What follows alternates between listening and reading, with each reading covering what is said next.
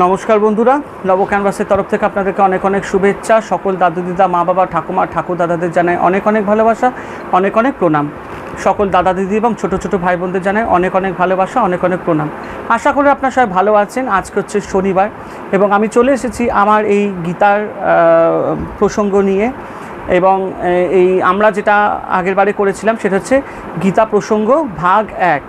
তো আমরা ভূমিকা শেষ করার পর আমরা এখন শ্রী ভগবদ গীতা প্রসঙ্গতে এসেছি। তো আজকে আমরা শুরু করব ভগবদ গীতা প্রসঙ্গ ভাগ 2। তো আশা করি আপনাদের সবাই ভালো লাগছে। আমি যেভাবে আপনাদেরকে গীতা পাঠটা পড়ে শোনাচ্ছি, ভূমিকাটা আমরা বুঝতে পারলাম যে গীতার মাহাত্ম্যটা কী এবং গীতা পড়লে কি হয়, ঠিক আছে, এবং গীতার উপদেশটা কী, গীতার মূল বক্তব্য কী, মূল মাহাত্ম্যটা কী, এবং গীতা পড়লে আমাদের জীবনে কতটা আমরা সুন্দর উপলব্ধি করতে পারি এবং আমাদের জীবন কত সুন্দর হয়ে উঠতে পারে সেই সম্বন্ধে আমরা জানতে পারলাম। এবার আমরা গীতা প্রসঙ্গতে চলে এসেছি। এই গীতা প্রসঙ্গতে আমরা জানতে পারবো, আমাদের এই গীতা প্রসঙ্গেতে আমরা অনেক কথা জানতে পারবো যেটা আমাদের জীবনের সাথে অনেক কিছু রিলেটেড আছে। এবং এটা জানানোর পর, এটা জানবার পর আমাদের জীবন আমরা আরও কীভাবে ভালো করে গড়ে তুলতে পারি সেই বিষয় আমাদেরকে গীতার মাহাত্ম্য এবং গীতার অধ্যায় শুরু করার আগে আমাদের এই গীতা প্রসঙ্গটা জেনে নিতে হবে যে গীতা অধ্যায়তে আমরা কি আমরা জানতে চলেছি, সেই প্রসঙ্গে আমরা এই গীতা প্রসঙ্গ পড়তে চলেছি। তো চলুন শুরু করা যাক। গীতার শিক্ষা হচ্ছে নিষ্কাম কর্ম করা, কর্মের ফাঁকি দেওয়া বা পালিয়ে যাওয়া নয়। কর্মই উপায় এবং যথাসাধ্য সাবধানে যত্ন নিয়ে কাজ করতে হবে। কর্মে যেন কোনো ত্রুটি অলসতা না আসে, ফল আপনা আপনি ভালো হবে। নিজের জন্য আকাঙ্ক্ষা করে কর্ম করবেন না। নিজের আমিত্বকে মুছে ফেলা, অর্থাৎ আমার আমিত্বটাকে জয় করা, এটাই হচ্ছে ধর্মের উদ্দেশ্য। এই নিষ্কাম কর্মের ফল চিত্তশুদ্ধি। চিত্তশুদ্ধি হলো জ্ঞান আপনি প্রকাশ পায়। তুমি সন্ন্যাসী, সংসারী, ছাত্র কিংবা ব্যবসায়ী যাই হও না কেন, এই নিষ্কাম কর্মে তোমার আত্মজ্ঞান লাভ সম্ভব। তাহলে দেখুন, যেটা আমরা জানতে পারছি গীতার শিক্ষা কি। গীতার শিক্ষা হচ্ছে যেটা হচ্ছে কর্ম করা। আপনি আপনার কর্মটাকে ভালো করে পালন করুন, আপনার ধর্মটাকে ভালো করে পালন করুন। কর্মটাকে যদি আপনি একদম অনেস্টি দিয়ে পালন করতে পারেন তাহলে দেখবেন আপনার জীবনটা সুন্দর রঙিন হয়ে উঠবে। নিজের কর্মটাকে ভালো করে করতে হবে, নিজের কর্তব্য থেকে সরে যাবেন না। যে কর্মটার আপনি দায়িত্ব নিয়েছেন সেটা যথাসাধ্য সাবধানে এবং নিয়ম অনুযায়ী সুন্দরভাবে পালন করুন, তাহলেই দেখবেন আপনি জীবনে এগোতে পারবেন।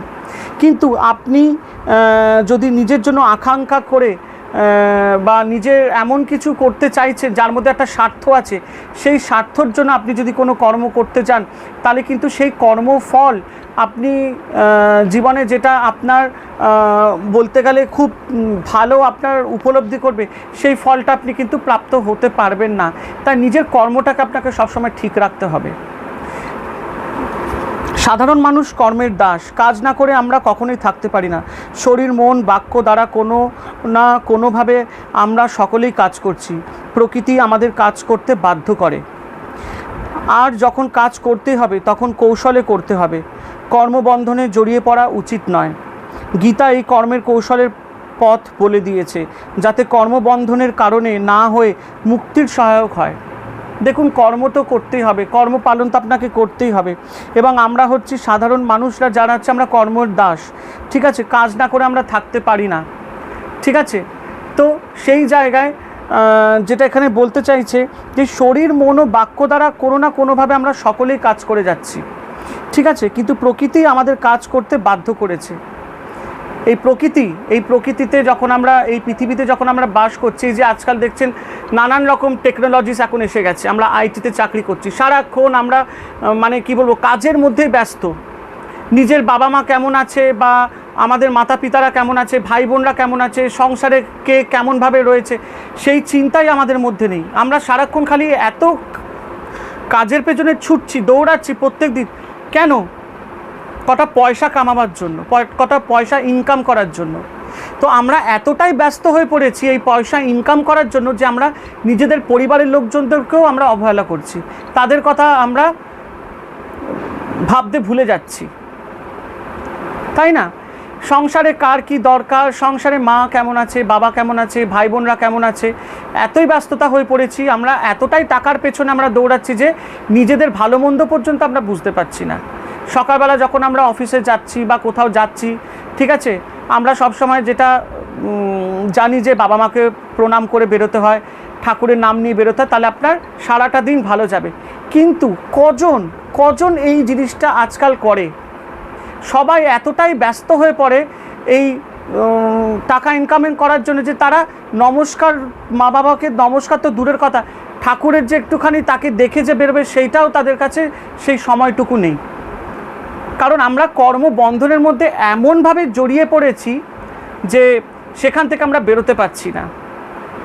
তাই আমাদের মন, শরীর সমস্ত কিছু সেখানেই আমরা দিয়ে দিয়েছি, কিন্তু আমরা কি কোনো শান্তি পাচ্ছি? কোনো শান্তি পাচ্ছি না। গীতার উচ্চশিক্ষা স্থিতপ্রজ্ঞ হওয়া, আমাদের জীবনের আদর্শ স্থিতপ্রজ্ঞ হওয়া। সুখ দুঃখ হাসি কান্না দুই আমাদের জীবনে আসবে, কিন্তু যে সুখ দুঃখ দুটোকেই সমান চোখে দেখতে পারে, দুটোকেই সমান ঔদাসীনের সাথে গ্রহণ করতে পারে, সেই স্থিতপ্রজ্ঞ। সুখে অভিভূত হচ্ছে না, আবার দুঃখে বিচলিতও হচ্ছে না। অর্জুন শ্রীকৃষ্ণকে জিজ্ঞাসা করেছিলেন, স্থিতপ্রজ্ঞসা কা ভাষা কিং প্রভাজেত কিম আসিত ব্রজেত কিম। স্থিতপ্রজ্ঞ ব্যক্তি কিভাবে কথা বলেন, কিভাবে থাকেন এবং কিভাবে বা চলাফেরা করেন। সংসারে থাকতে গেলে যেরকম সুখও থাকে তার তেমনি দুঃখও থাকে, তাই আমাদেরকে দুঃখটাকে এবং সুখটাকে দুটোকেই আমাদেরকে গ্রহণ করতে হবে। আমি শুধু সুখ করেই যাব এবং আমার জীবনে কোনো দুঃখ আসবে না, এটা ভুল।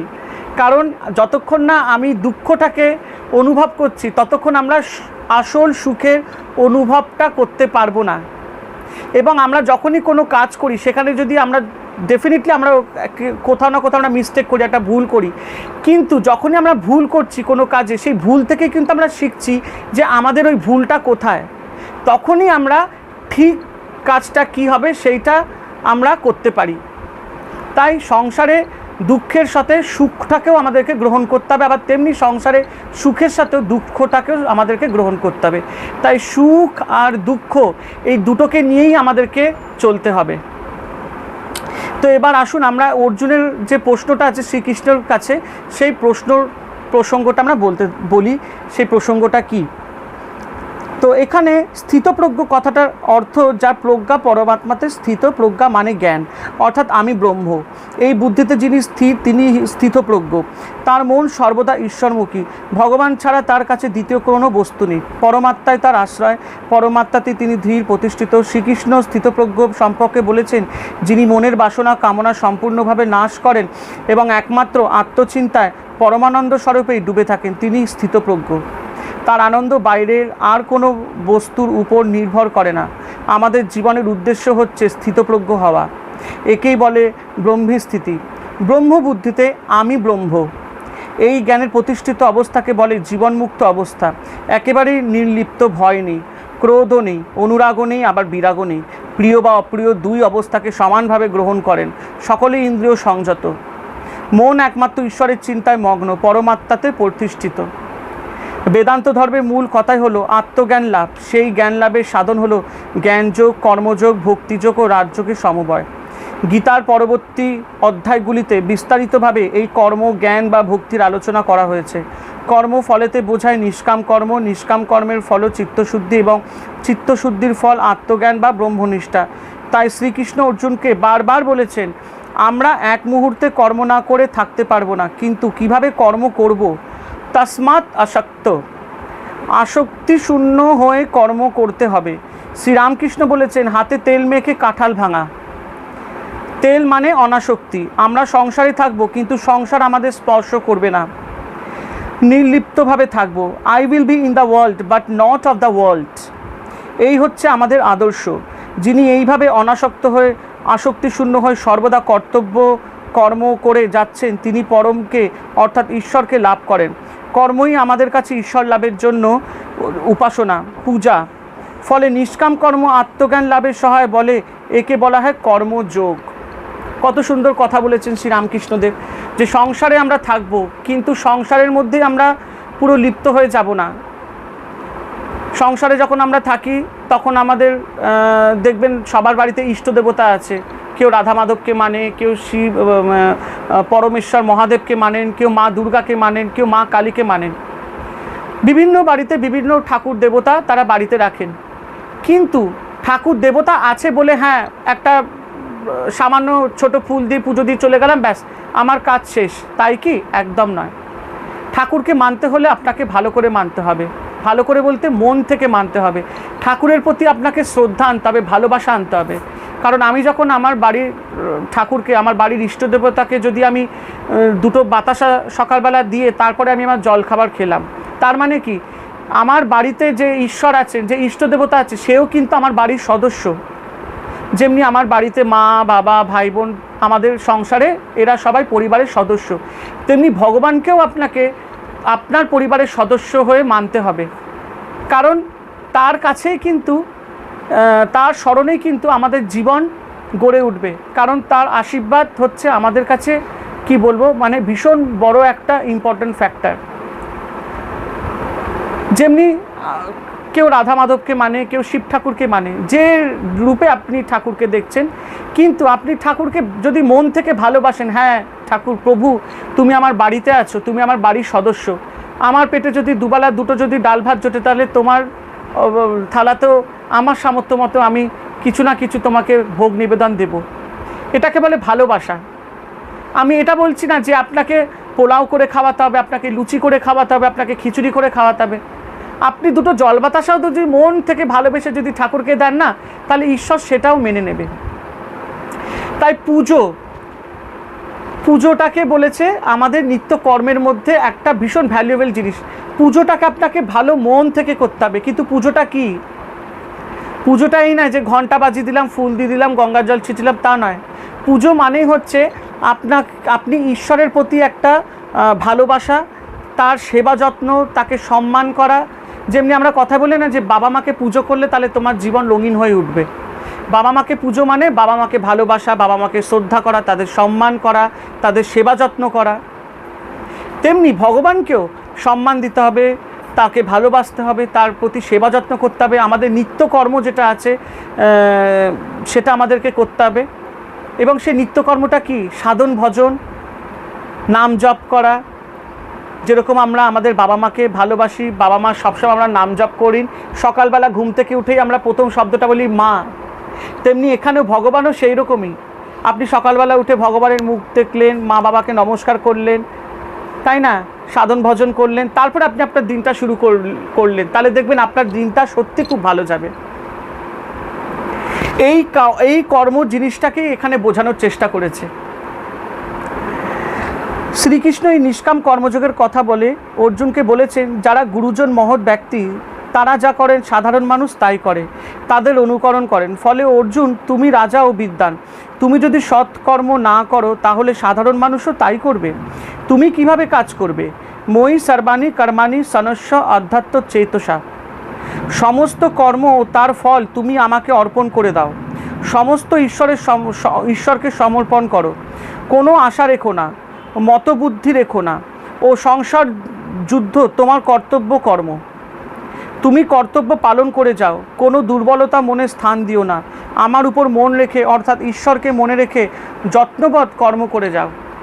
কত সুন্দর কথা বলেছেন এখানে শ্রীকৃষ্ণ অর্জুনকে বলছে যে তুমি, তাকে বোঝাচ্ছে সংসারে থাকলে তুমি তোমার কর্মটাকে করে যাও, তুমি ফলের আশায় থেকো না যে আমি এই কাজটা করছি এটার ফল কি হতে পারে, একদম নয়। সেটা তুমি ভগবানের ওপর ছেড়ে দাও, তুমি তোমার কাজ করতে থাকো। যেমনি এখানে বলেছে যে বাড়ির গুরুজনরা যা করে সেইগুলো দেখেই সন্তানরা এবং ছোট শিশুরা সেই রাস্তায় চলে, তাই না?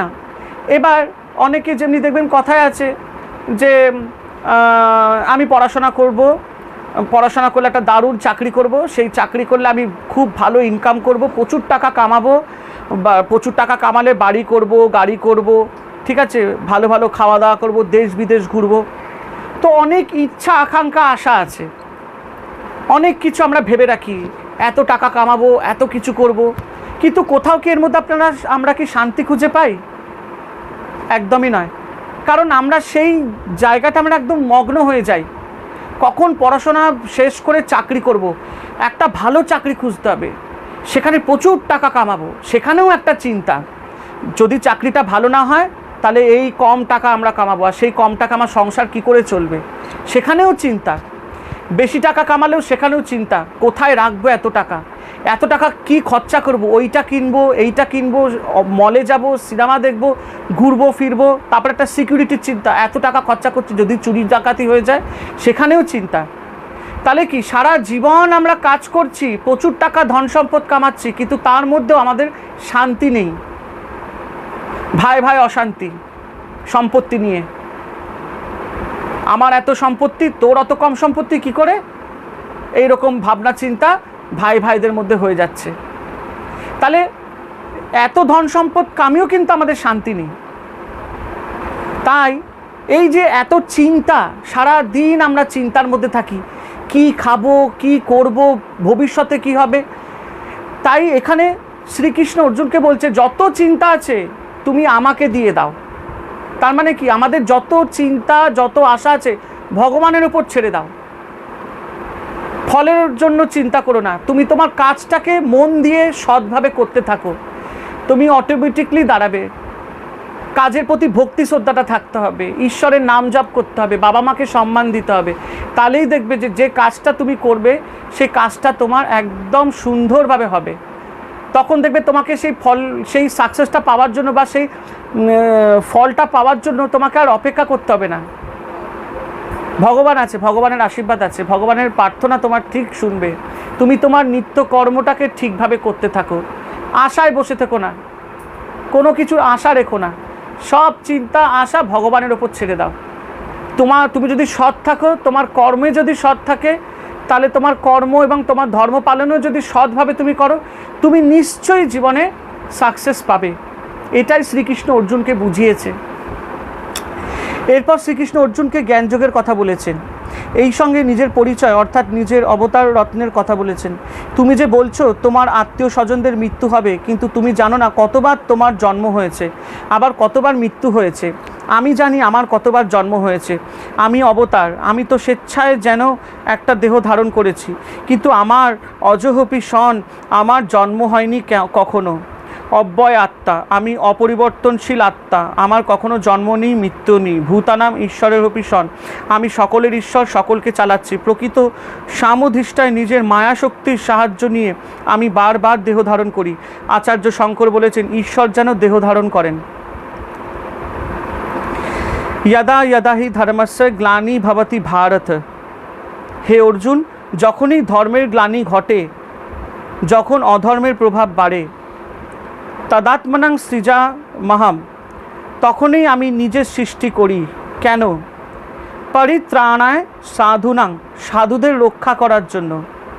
বিনাশায় চ দুষ্কৃতম, পাপীদের দমন করার জন্য, পাপ দূর করার জন্য। বিনাশায় চ দুষ্কৃতম, পাপীদের দমন করার জন্য, পাপ দূর করার জন্য। ধর্ম সংস্থাপনার্থায়া সম্ভাবামি যুগে যুগে, ধর্ম স্থাপন ও রক্ষার জন্য আমি বারবার জন্মগ্রহণ করি। তাছাড়া যে যথা মাং প্রপদ্যন্তে, যে যেখানে যেভাবে পূজা করছে, যার যেমন ইচ্ছা ও রুচি, আমি তাদের সবার পূজা গ্রহণ করি। সবাই আমার পথেই চলেছে, আমাকে অনুসরণ করেছে, নানা পথে তারা আমাকেই অনুসরণ করছে। কত সুন্দর এখানে ব্যাখ্যা করেছেন শ্রীকৃষ্ণ, আমরা সেটা পড়ে বুঝতে পারলাম। এরপর শ্রীকৃষ্ণ বলেছেন যোগযুক্ত বিশুদ্ধতা বীজাত্মা জিতেন্দ্রিয়। গীতা সর্বদা ঈশ্বরের সঙ্গে যুক্ত হয়ে থাকে। তিনি আমার ভিতরে, তিনি আমার বাইরে, এভাবে ঈশ্বরের সঙ্গে যোগযুক্ত হয়ে আছি। নিষ্কাম কর্মযোগের সাহায্যে যার চিত্তশুদ্ধি হয়েছে, যিনি নিজের দেহকে বসে এনেছেন, যিনি জিতেন্দ্রিয়, তিনি সর্বভূতায় আত্মার সঙ্গে নিজেকে বিভিন্ন দেখেন, তিনি ঈশ্বরের সঙ্গে যোগযুক্ত, কিন্তু কর্ম করেও কর্মলিপ্ত হন না।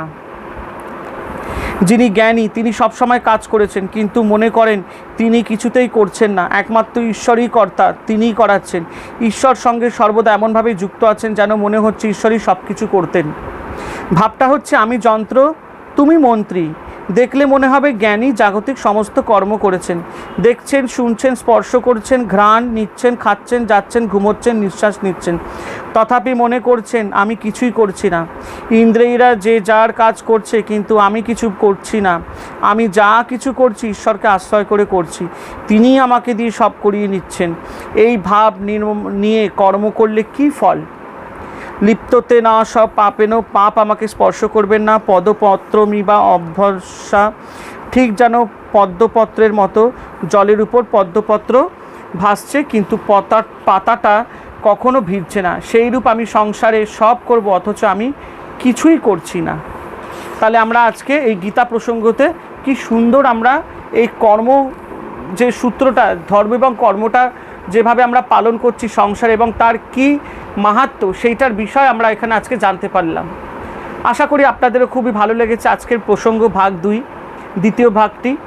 যদি কোথাও ভুল হয়ে থাকে ঈশ্বরের কাছে ক্ষমা চেয়ে নিচ্ছি, আপনাদের কাছে ক্ষমা চেয়ে নিচ্ছি, এবং আমি আমার বাবা মার কাছ থেকে ক্ষমা চেয়ে নিচ্ছি। তো আজকের এই প্রসঙ্গ দ্বিতীয় ভাগটি আশা করি আপনাদের সবার ভালো লেগেছে। আবার পরবর্তী অংশ নিয়ে আসব। তাই একটাই কথা বলবো, গীতা পড়ুন এবং নিজের জীবনটাকে রঙিন করুন এবং ভালো করে ওঠান, এবং সুন্দর এবং সুস্থ জীবন নিয়ে আমরা বাঁচতে শিখি, এবং একে অপরকে আমরা ভালোবাসা দিই, এবং একে অপরের কাছ থেকে আমরা ভালোবাসা নেব। এই হচ্ছে আমাদের জীবনের মূল কর্তব্য। তাই যাওয়ার আগে একটাই কথা বলবো, হরে কৃষ্ণ কৃষ্ণ কৃষ্ণ হরে হরে, হরে রাম রাম রাম হরে হরে। জয় শিব শম্ভু, জয় মা দুর্গা, জয় মা কালী।